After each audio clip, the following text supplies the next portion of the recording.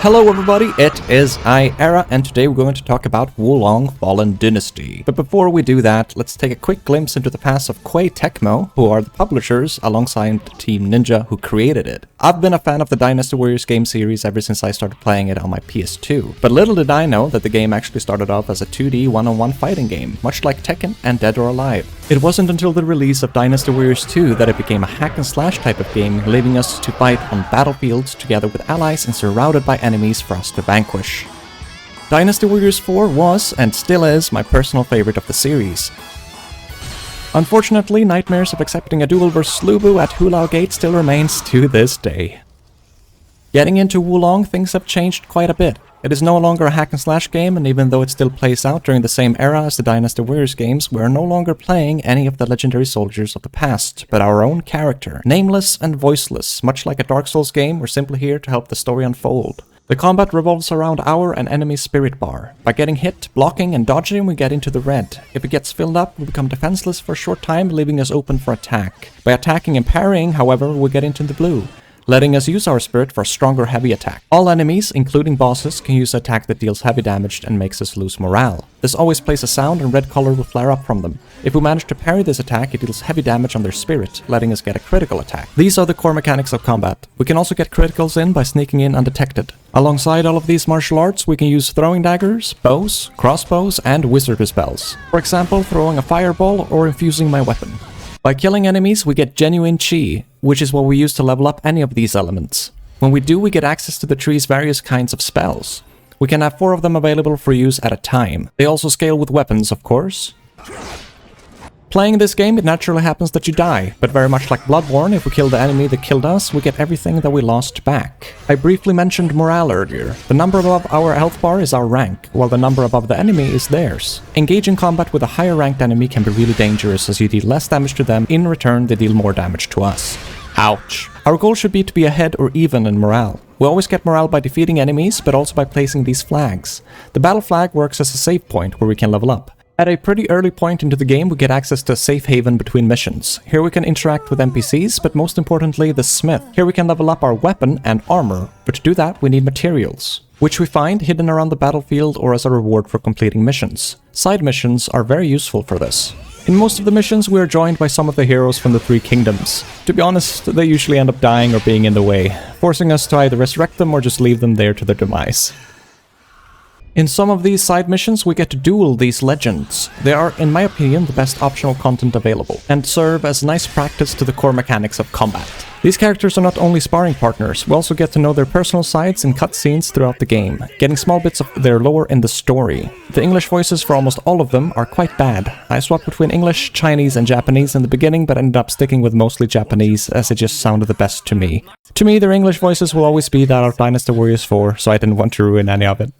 Though born on different days, swear an oath of brotherhood.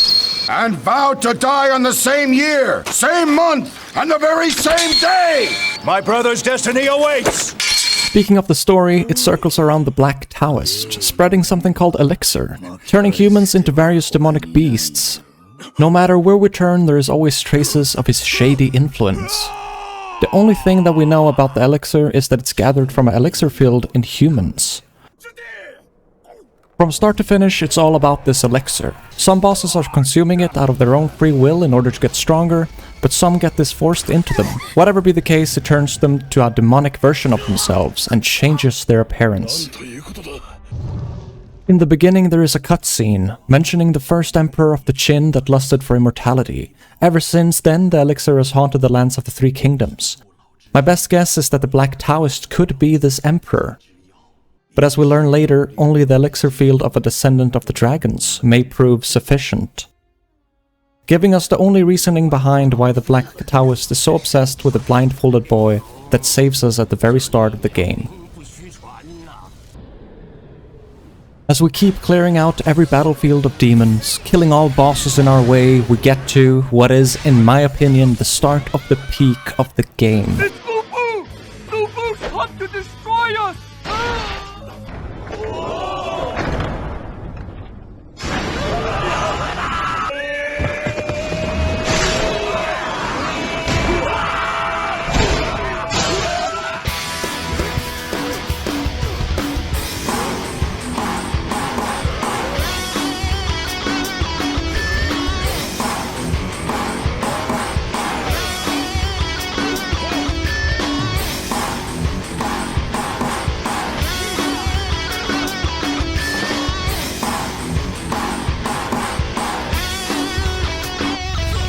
It is here, at Hulao Guan Pass, that we end up facing the lord of the battlefield himself, Lu Bu, Master of Red Hair.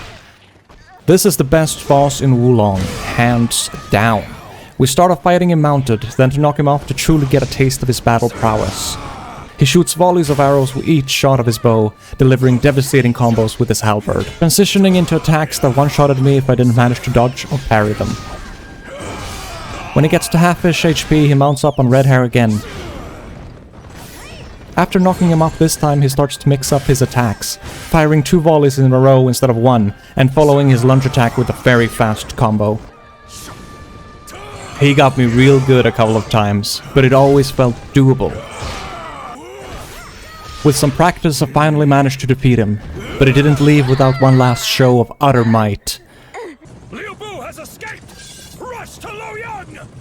We did rush to Luoyang, but it was too late, leaving us to clean up the mess that had befallen the capital. Just like all other battlefields, we dispose of various enemies and place flags on our way. As always, the one to blame for the blazing mayhem in the capital is the Black Taoist, but this time we'd get a taste of what the Dragon's Elixir field was capable of. Tatui, excuse my lack of pronunciation for the demonic creatures named in Chinese, is the spawn of a Dragon's Elixir. Complete pushover, reminds me of the Iron Golem in Dark Souls 1, just that this truly disgusting creature has a second phase where it turns to a balloon. Friendship and the like are not to be trusted in. Yuan Shao goes full emo boy after the split of the coalition. We're then sent off to different battlefields, helping out other parties in their own fight versus the corruption of the elixir. Just like when we broke into a sewer with Cao Cao, or when we joined forces with Suen Jian in the battle against the Yellow Turbans. Then crashed Dong Zhou's party as he has taken control over the elixir. This was also one of my favorite fights, even though I don't think somebody with the physique of the Dong Zhou would be able to do some of the moves he does. It was an honest fight involving kicks and spear play. The animation on some of the special attacks are also so damn sick looking. After defeating him, he tries to get the help of Lu Bu, but this is where he gets betrayed. How dare you? You would betray me? Very well. The elixir is yours, Lu Bu. The elixir was now in the hands of the strongest warrior in the entire land. When finishing main battles, we are sometimes blessed with these arts.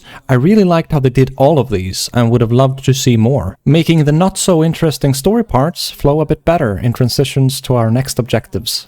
As Lu Bu's forces struck back. This is, unfortunately, when the peak starts to dip down for me, as we keep running into the same enemies over and over again. Some enemies used to be bosses in the beginning, and are now just regulars. It started to feel a bit empty. The only new baddies that we got were these spiders that you just step on, stone men that have unbreakable poise, very large stone men that can barely even hit you because of their design, and then at the very end this lightning demon pig thing. But again, this was at the very end. Of course, the game is still difficult, so deaths did happen. Luckily, most of the bosses were still good and difficult in their own way, but if it wasn't for that, I'm afraid that I would have lost my interest already. Besides the last boss of the game, which we'll get to in a bit, my favorites towards the end was the demonic form of Liu Bei, having a wide arsenal of attacks and magic making it hard to approach and find openings. He also had one of these super cool one-shot combo attacks, but nothing had still quite felt like that first fight against Lu Bu. Not to even speak of Yuan Shao, who gave up on his ambitions and succumbed to the elixir, turning him into a frosty teenage mutant ninja turtle with a snake whip. He used some cool icy jets and blasted across the arena, but he didn't really do anything else. But what was Lu Bu up to? Well...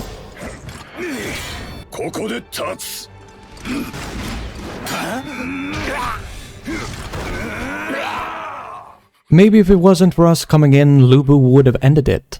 But with some extra infusion of the elixir, he turned into a...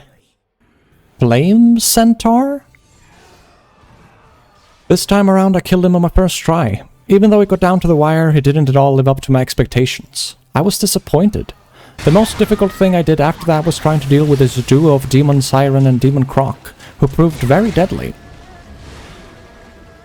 Next up was the Black Taoist, or Yuji. He had an interesting array of attacks and magics, but had very low HP.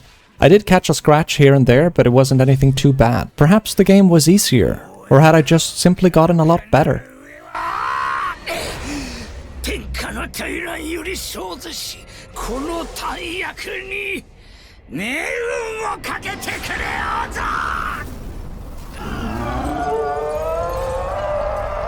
Just like Malenia's Scarlet Rot, the corruption of the elixir had been released. Now Yuji was infused with the dragon. There really is not a lot to say about this fight. It was a bit harder than usual to land hits because the dragon was flying around, but it struck with very obvious attack patterns. The fight was over. We returned to the secluded mountain village. Was this really the end? No. The blindfolded boy had left his bed. We traced his steps to the very spot where we fought Zhang Liang at the very start of the game for a last epic showdown. Now this is more like it. During the fight we can hear both the blindfolded boy and Yuji speaking. They had somehow been merged together. Traces of Yuji's attacks and magics were present, but with the addition of more attacks and combos. He can even parry us. Just like the ones who came before him, I finally managed to defeat him in the end. This was a worthy last boss. With the blindfolded boy removed from corruption, he regained his powers, landing the final blow to quell Yuji and his elixir, granting us a piece of lore that brings the story together, even though it was quite simple. The blindfolded boy's eyes could tell the future, which was why he had sealed them away with a simple piece of cloth. With his eyes he saw a future devoured in flames, ships burning, probably the Battle of CB, and then his own death, in a chair overlooking the plains, white fan in hand. Very much like Zhuge Liang, who was given the nickname Wulong, meaning crouching dragon. This time it was all done. The demonic elixir was finally gone and people could return to their normal lives. With the game finished, we can go into Rising Dragon, which is basically a New Game Plus feature for the game. Thank you for staying with me this long. What was your favorite boss in the game? Did you perhaps also play Dynasty Warriors? Do let me know in the comments. Leave a sub if you enjoyed it, and I'll see you in the next one.